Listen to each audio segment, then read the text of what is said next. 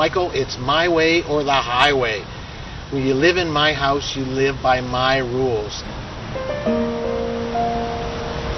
I would say that the main theme of my childhood was misunderstood. Actually, my mom said that the first year of my life was like the quiet before the storm. I was anxious. I felt misunderstood. I felt controlled. There was so much stress in my life that at a young age I developed bleeding ulcers.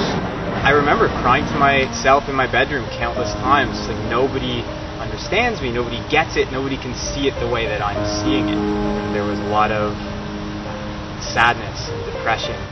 I remember as a teenager crying myself to bed saying, nobody understands me, I don't want to be here, this is so difficult, why is it so hard? One thing I definitely learned from my dad growing up was how to say no. No, this is the way that you live life, this is the way that it has to be done. It was extremely controlling, and I didn't realize it at the time, but my number one value was freedom, and here was my arch nemesis who was trying to take away my freedom every step that I went. I was just really frustrated. There were so many times that Michael pushed me, and I was raised in a fairly controlling family where there were rules. I heard no from my father, and I thought that that's what fathers were supposed to do. All I wanted to do was express myself, but I was told that expressing myself was a sign of weakness. Looking back, I regret that, and I wish that that wasn't the case. I wish that I had become more conscious.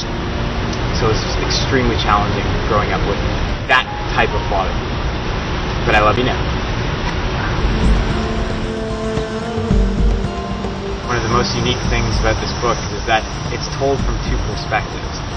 The way that we wrote this book, it's from Jeffrey, the father's perspective. It's from Michael, it's from the son's perspective. It gives people reading the book the opportunity to relate from both sides of the story.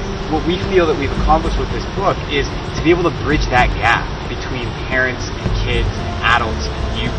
And by following our story, I feel like we've created a blueprint that can be followed, mixed in with these principles and strategies that give somebody the opportunity to start living that more empowered version of themselves.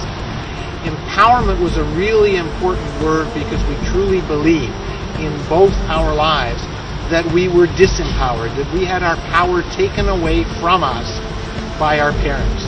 And so therefore empowerment is about taking back that power, about giving it back to yourself, about tapping in to that infinite power that we all have.